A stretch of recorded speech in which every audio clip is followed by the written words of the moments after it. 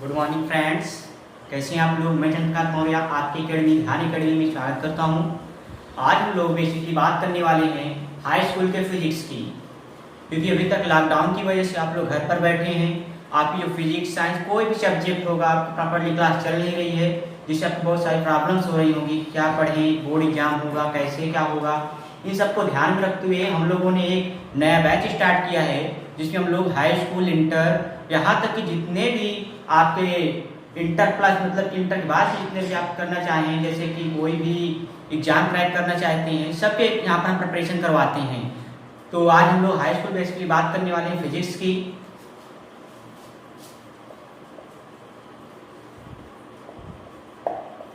तो फिजिक्स में हम लोग आज पढ़ने वाले हैं लाइट। जो आपका फिजिक्स का पहला चैप्टर है वो आपका है लाइट। तो लाइट के बारे में आज हम लोग पढ़ते हैं। लाइट हम लोग आज स्टार्टिंग करते हैं कि लाइट होता क्या है, लाइट क्या है, कैसे है, इसके बारे में हम लोग आज जानकारी लेते हैं। तो देखते हैं कि लाइट क्या है। तो लाइट क्या है आप लोग तो जानते ही होंगे, फिर भी देखते हैं लाइट क्या है। लाइट एक प्रकार की हमारी क्या है, एनर्जी है। लाइट प्रकाश जो है हमारा एक प्रकार की ऊर्जा है जो हमारी आंखों को संवेदित करती है। लाइट एक प्रकार की ऊर्जा है जो हमारी आंखों को संवेदित करती है, जो हमारी आंखों को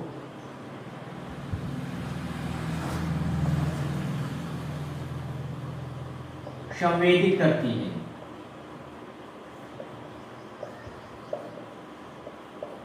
मतलब जब प्रकाश हमारे आंख के रेटिना पर पड़ती है तो वहां पर एक इमेज ड्रा करती है, मतलब एक दृश्य प्रतिबिंब बनाती है, वही हमारा होता है प्रतिबिंब। मान लेते हैं यार कोई आंख है, ये रेटिना है। जब इस पर हम लोग प्रकाश डालते हैं तो यहाँ पर एक इमेज ड्रा हो जाती है। इससे हमें पता चलता है कि प्रकाश से ही हम किसी वस्तु को देख सकते हैं। प्रकाश ही वह चीज है, लाइट ही वह वस्तु है, आप कह सकते हैं लाइट वह चीज है जिसके द्वारा हम किसी वस्तु को देख सकते हैं, पता कर सकते हैं कि है क्या आखिर। मतलब आदमी है, किताब है, कॉपी है क्या, बेसिकली इन सब की जानकारी हम लाइट से ही पता चलती है कि ये लाइट है, तभी हमें पता चला। तो आज हम लोग लाइट के बारे में पढ़ेंगे। सबसे पहले हम इसकी बात करते हैं, इसकी प्रॉपर्टी क्या होती है, इसके गुण क्या होते हैं। इसकी आज हम लोग पढ़ेंगे प्रॉपर्टी, इसके गुणधर्म क्या क्या हैं। जो आपकी लाइट है, सबसे पहले आप लोग इसकी स्पीड जानते ही होंगे कि इसकी जो स्पीड होती है, इसकी जो चाल होती है, वो होती 3 × 10⁸ मीटर पर सेकेंड। कहाँ पर, निर्वात में। निर्वात में प्रकाश की चाल 3 × 10⁸ मीटर पर सेकेंड होती है। ये तो हो गया पहली प्रॉपर्टी आपकी। दूसरी प्रॉपर्टी ये है कि प्रकाश को किसी भी प्रकार के मीडियम की आवश्यकता नहीं होती है। मतलब प्रकाश को कोई भी माध्यम की आवश्यकता नहीं होती है। मतलब इसको ट्रैवल करने के लिए किसी भी प्रकार के मीडियम की आवश्यकता नहीं होती है। इसको किसी भी प्रकार के माध्यम की आवश्यकता नहीं होती है। अब बात करते हैं तीसरी प्रॉपर्टी की। इसकी तीसरी प्रॉपर्टी कहती है कि ये हमारी स्ट्रेट लाइन में चलती है, मतलब ये सीधी रेखा में गमन करती है। ये सीधी रेखा में गमन करती है। मतलब ये हमारी सीधे रेखा में चलती है बिना कर्व हुए। जैसे आप लोग टार्च चलाते हैं तो टार्च का जो फोकस होता है वो एक सीधे पड़ता है, ना कि कर्व रेखा में घूमते हुए जाता है। आपकी जो टार्च है, मान लीजिए ये आपकी टॉर्च है, तो जो इससे फोकस निकलता है वो स्ट्रेट लाइन निकलता है, ना कि कर्व लाइन में। ऐसे ही तो निकलता है। तो हम लोग समझ गए कि जो प्रकाश है हमारा, इसे किसी भी प्रकार की आवश्यकता नहीं होती है। ये हमारा सीधी रेखा में गमन करता है और इसकी जो स्पीड है वैक्यूम में 3×10⁸ मीटर पर सेकेंड होती है। अब हम बात करते हैं इसके आगे।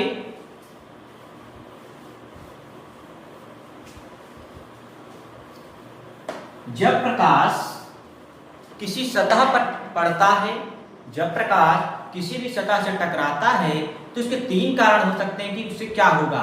पहला रिफ्लेक्शन, दूसरा रिफ्रैक्शन, तीसरा अब्जॉर्प्शन। मतलब जब कोई प्रकाश किसी माध्यम से टकराता है या किसी परत से टकराता है तो केवल 3 संभावनाएं बन सकती हैं। पहला है आपका परावर्तन, दूसरा है अपवर्तन, तीसरा है अवशोषण। मतलब पहला परावर्तन, दूसरा अपवर्तन, तीसरा अवशोषण। जब कोई प्रकाश किसी भी सतह से टकराएगा तो या तो लाइट उस सतह से टकरा करके वापस लौट आएगा, जो कि हमारा होता है परावर्तन। दूसरा केस, अगर लाइट उस सतह पर पड़ रही है, अगर वो टकरा करके वापस नहीं आती तो या तो वो वापस उस दूसरे माध्यम में चली जाएगी, दूसरी पार चली जाएगी, ये हो जाएगा हमारा अपवर्तन। अगर ना तो वापस लौट रही है ना दूसरे माध्यम में जा रही है, उसी में समावेशित हो जा रही है, ये हो जाएगा हमारा अवशोषण। तो आज हम लोग बात करने वाले हैं परावर्तन की। सबसे पहला पॉइंट आपका जो है परावर्तन। रिफ्लेक्शन, रिफ्लेक्शन क्या होता है? परावर्तन को अगर सिंपल भाषा में हम लोग समझें, अपने डेली बेसिस पे समझें, मतलब अपने समझने के लिए अगर बात कहें कि जब कोई प्रकाश किसी माध्यम में पड़ता है और पड़ने के पश्चात वापस लौट आए, उसी माध्यम में टकरा कर उसी परत में वापस लौट आए, तो ये हो जाता है हमारा परावर्तन। फिर से समझते हैं, जब कोई प्रकाश किरण किसी माध्यम से टकराता है या जब कोई प्रकाश किरण किसी तल से टकराता है तो टकराने के पश्चात पुनः अपने माध्यम में वापस लौट आने की जो एक क्रियाकलाप होता है, यही हमारा होता है परावर्तन। जब कोई प्रकाश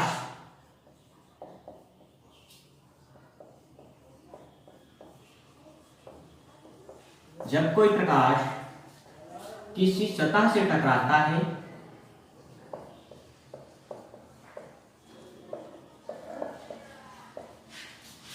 तो टकराने के पश्चात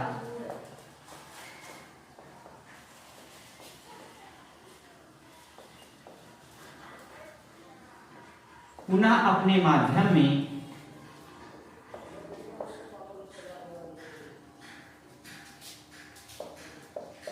लौट आता है।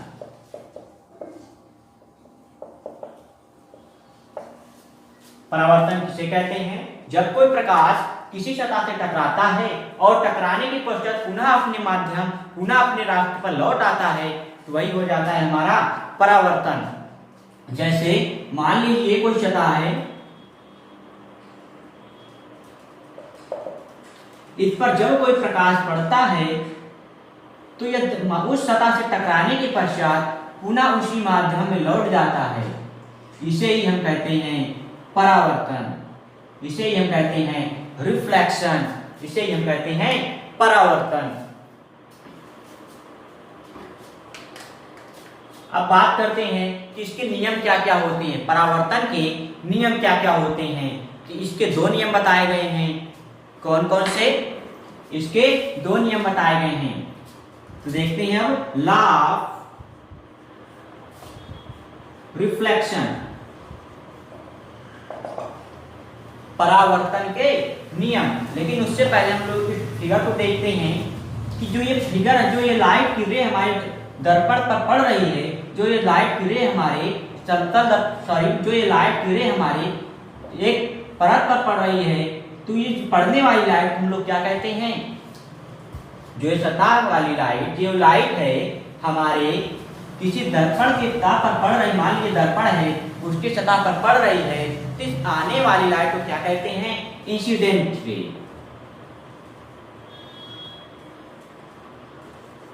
और जब यही लाइट रे टकरा करके दूसरे माध्यम में चली जाती है तो इसे हम कहते हैं रिफ्लेक्टेड रे।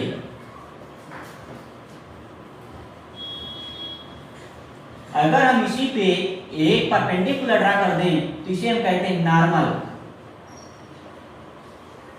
और जहां पर ये तीनों पॉइंट मैच हो रहे हैं, जहां पर ये तीनों पॉइंट मिल रहे हैं, उसे ही हम कहते हैं नॉर्मल पॉइंट।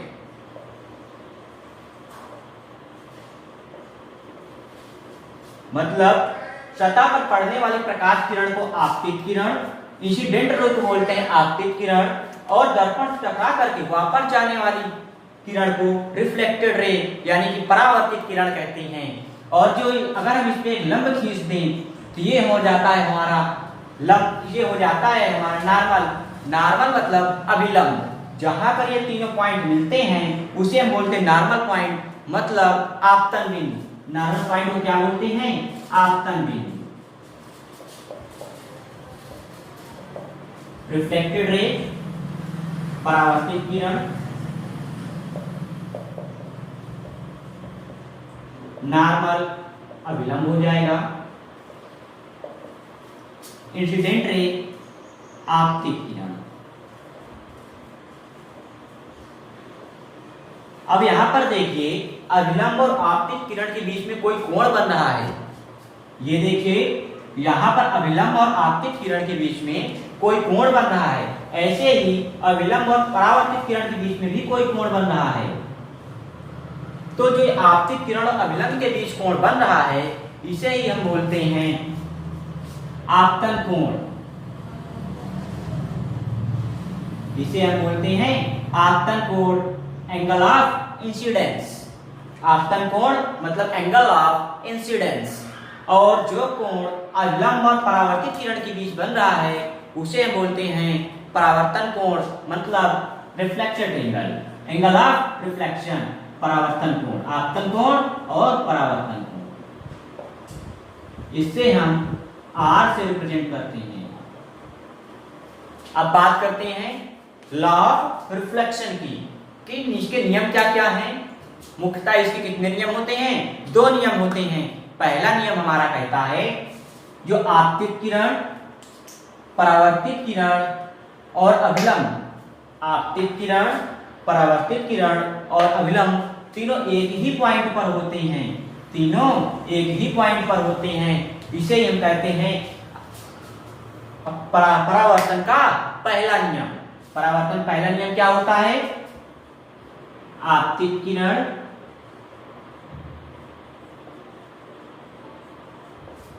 परावर्तित किरण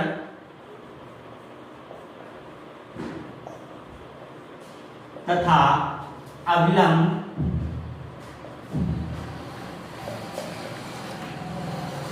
तीनों एक ही बिंदु पर होते हैं। कहां पर होते हैं? एक ही बिंदु पर होते हैं, जिस बिंदु को हम बोलते हैं आपतन बिंदु।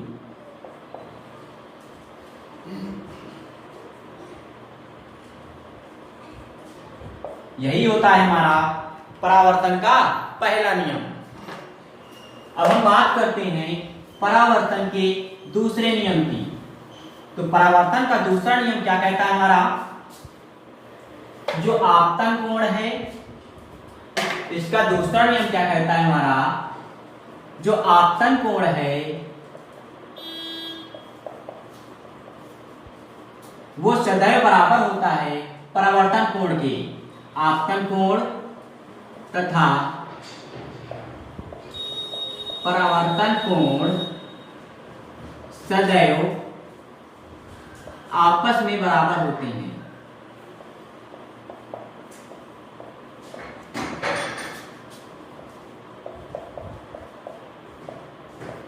मतलब angle I is equal to angle R। आपतन कोण और परावर्तन कोण सदैव आपस में बराबर होते हैं। यही होता है हमारा परावर्तन का दूसरा नियम। यहां तक समझ में आ गया होगा। अब आगे बात करते हैं कि जब कोई प्रकाश किसी मिरर पर पड़ता होगा तो उसमें प्रतिबिंब बनता होगा। जाहिर सी बात है, जब कोई प्रकाश किसी भी दर्पण पड़ेगा तो उसमें एक इमेज बनेगी, प्रतिबिंब बनेगा। अब बात करते हैं प्रतिबिंब कितने प्रकार के होते हैं। 2 प्रकार के होते हैं। पहला होता है आपका वास्तविक प्रतिबिंब, दूसरा होता है आभासी प्रतिबिंब। पहला होता है वास्तविक और दूसरा होता है आभासी। प्रतिबिंब आपके कितने प्रकार के होते हैं? 2 प्रकार के होते हैं। पहला होता है वास्तविक प्रतिबिंब, दूसरा होता है आभासी प्रतिबिंब। अब वास्तविक प्रतिबिंब क्या होता है? जब प्रकाश की किरण वास्तव मिलती होती है, जब प्रकाश की किरण वास्तव में एक मिलती हैं तो वो होता है हमारा वास्तविक प्रतिबिंब। जब प्रकाश की किरण वास्तविक रूप से मिले, मतलब हमें पता चले कि मिल रही हैं, तो वहां पर होता वास्तविक प्रतिबिंब। और जब जो यही प्रतिबिंब हमें वास्तविक में आभासी रूप से पता चले, मतलब प्रतीत हो, केवल हम ऐसा मान लें कि मिल रही हैं, तब वहां होता है आभासी प्रतिबिंब। जो ये वास्तविक प्रतिबिंब है, ये हमेशा जो वास्तविक प्रतिबिंब है ये हमेशा किस पर बनता है? देखो लिखते जा रहे हैं फिर से। ये हमेशा कॉन्केव मिरर में बनती है। कॉन्केव मिरर मतलब अवतल दर्पण। और जो आभासी प्रतिबिंब है ये हमारा, ये समतल तथा उत्तल दोनों में बनती है। जो हमारा वास्तविक प्रतिबिंब है इसको हम पढ़ेंगे अवतल दर्पण के अंदर, जो आभासी प्रतिबिंब है इसको पढ़ेंगे हम समतल और उत्तल दर्पण के अंदर। अब बात यहीं पर आती है कि अवतल क्या है, समतल क्या है, उत्तल क्या है। अब हम यहीं पर एक क्वेश्चन पुटअप होता है कि अवतल क्या है, उत्तल क्या है और समतल क्या है। इसके बारे में बात करेंगे आगे। तो जो हमारा दर्पण होता है, जो हमारा मिरर होता है, इसके 2 पार्ट, इसको 2 भागों हम लोगों ने डिवाइड कर लिया। पहला होता है गोलीय दर्पण और दूसरा होता है समतल दर्पण। जो दर्पण है इसको हम लोगों ने 2 भागों में डिवाइड कर लिया। पहला गोलीय दर्पण, दूसरा समतल दर्पण। जो आपके समतल दर्पण है इसका आपकी बुक में कोई जिक्र नहीं है। हल्का फुल्का 1-2 पॉइंट भले मिल जाए, बाकी समतल दर्पण के बारे में आपकी बुक में कुछ भी बात नहीं कही गई है। तो आज हम लोग बेसिकली बात करेंगे गोलीय दर्पण की। तो जो गोलीय दर्पण है इसको भी हम लोगों ने 2 पार्ट्स में डिवाइड कर दिया है। इसको भी हमने 2 पार्ट्स में डिवाइड कर दिया है। पहला है अवतल दर्पण, दूसरा है उत्तल दर्पण। जो दर्पण है ये कितने प्रकार का होता है? ये 2 प्रकार का होता है। पहला गोलीय दर्पण स्फेरिकल मिरर, दूसरा समतल दर्पण मतलब प्लेन मिरर। फिर हमने स्फेरिकल मिरर मतलब गोलीय दर्पण को भी 2 पार्ट में डिवाइड कर लिया है। पहला अवतल दर्पण मतलब कॉन्केव मिरर, दूसरा उत्तल दर्पण मतलब कॉन्वेक्स मिरर। अब हम बात करेंगे अवतल दर्पण की। जिस अवतल दर्पण वह दर्पण होता है जिसके उभरे हुए पृष्ठ से परावर्तन हो, जिसके उभरे हुए पृष्ठ से परावर्तन हो, मतलब जिसके बाहरी भाग पर पॉलिश की जाए, वही होता है हमारा अवतल दर्पण। मतलब देखते हैं डायग्राम से, ये आपका है, इसके हमने बाहरी पृष्ठ पर कलई कर दी, मतलब पॉलिश कर दी, तो ये हो जाता है हमारा कॉन्केव मिरर मतलब अवतल दर्पण। अब देखते हैं उत्तल दर्पण को। तो उत्तल दर्पण वह दर्पण है जिसके अंदर यानी धसे हुए भाग से परावर्तन हो, या हम कह सकते हैं इसके अंदर वाले भाग पे इनर साइड पर पॉलिश की जाती है, वो होता है आपका उत्तल दर्पण। जैसे ये इसके अंदर वाले भाग से क्या हो, परावर्तन हो, वो हो जाता है हमारा उत्तल दर्पण। अब अवतल और उत्तल तक तो बात ठीक थी। अब इसके आगे अगर हम बात करें तो इसके भी छोटे छोटे पार्ट्स बन जाते हैं, छोटे छोटे बिंदु बन जाते हैं, उनके बारे में चर्चा करते हैं।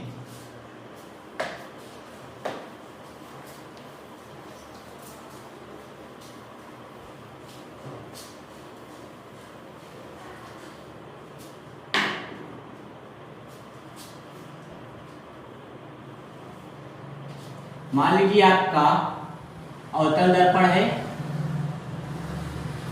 इसमें क्या क्या पॉइंट्स हो सकते हैं। पहला पॉइंट होगा मुख्य अक्ष, जिसे हम लोग बोलते हैं प्रिंसिपल एक्सिस।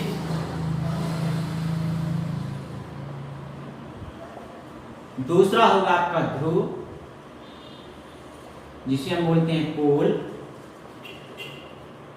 तीसरा होगा वक्रता केंद्र, जिसे हम बोलते हैं सेंटर ऑफ कर्वेचर। चौथा होता है फोकस, मुख्य फोकस।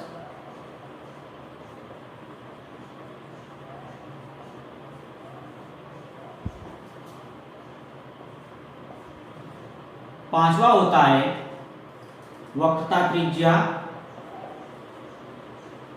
Radius of curvature.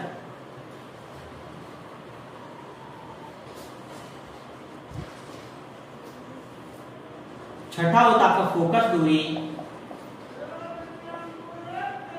जिसे हम बोलते हैं फोकल लेंथ। तो हम लोग इनके बारे में पढ़ेंगे कि मुख्य अक्ष क्या होता है, ध्रुव क्या होता है, वक्रता केंद्र क्या होता है, वक्रता त्रिज्या क्या होती है, फोकस क्या होता है तथा मुख्य फोकस क्या होता है। तो हम बात करते हैं मुख्य अक्ष की। तो मुख्य अक्ष क्या होता है? मुख्य अक्ष उस लाइन को कहते हैं, मुख्य अक्ष उस लाइन को कहते हैं जो पोल और सेंटर ऑफ कर्वेचर को मिलाते हुए जाती है, जो पोल और सेंटर ऑफ कर्वेचर को मिलाते हुए जाती है। अब हम कह दिए यहाँ पर पोल।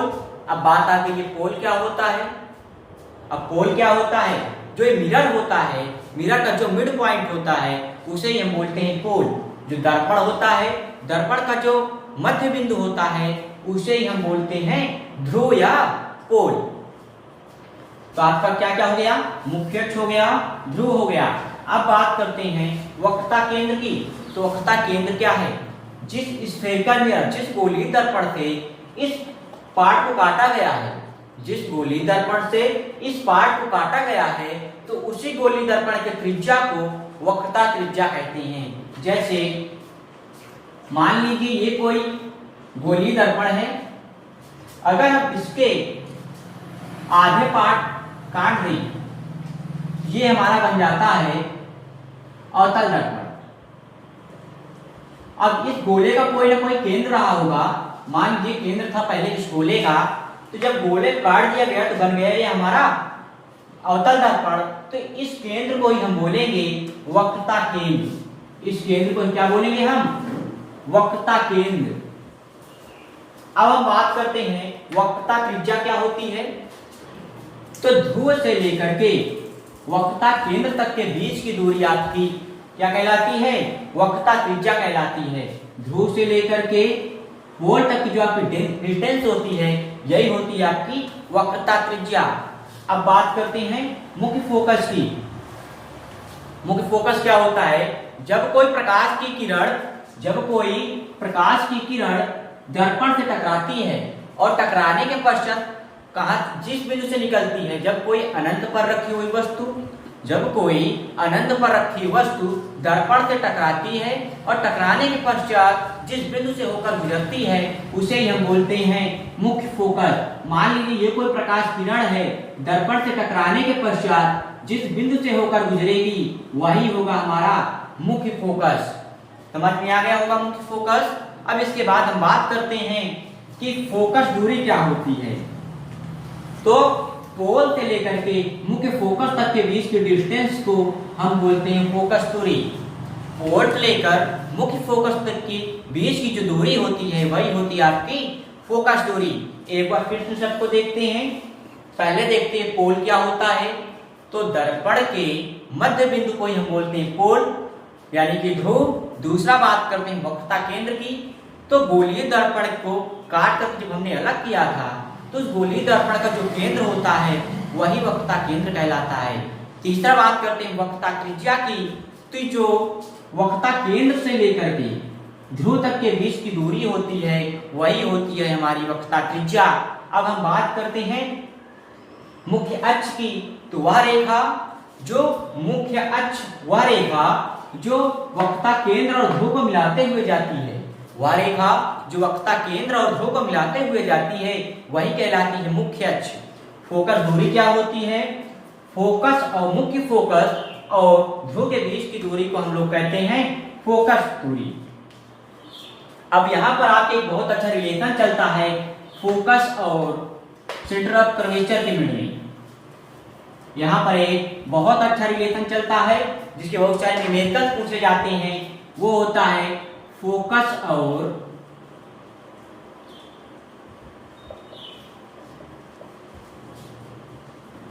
वक्रता त्रिज्या के मध्य। रिलेशन बिटवीन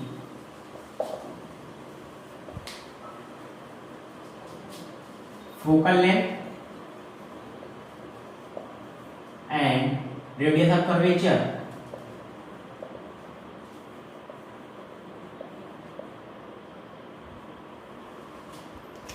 तो क्या होता रिलेशन? F is equal to R/2। वो रिलेशन क्या होता है? F is equal to R/2। तो आज के लिए यहीं तक। नेक्स्ट पार्ट हम अगले दिन पढ़ेंगे। तो यहाँ तक प्लीज गाइस सब्सक्राइब करना, शेयर करना और लाइक करना ना भूलना। अगर वीडियो पसंद लगे तो इसको ज्यादा से ज्यादा शेयर कीजिएगा। Thank you.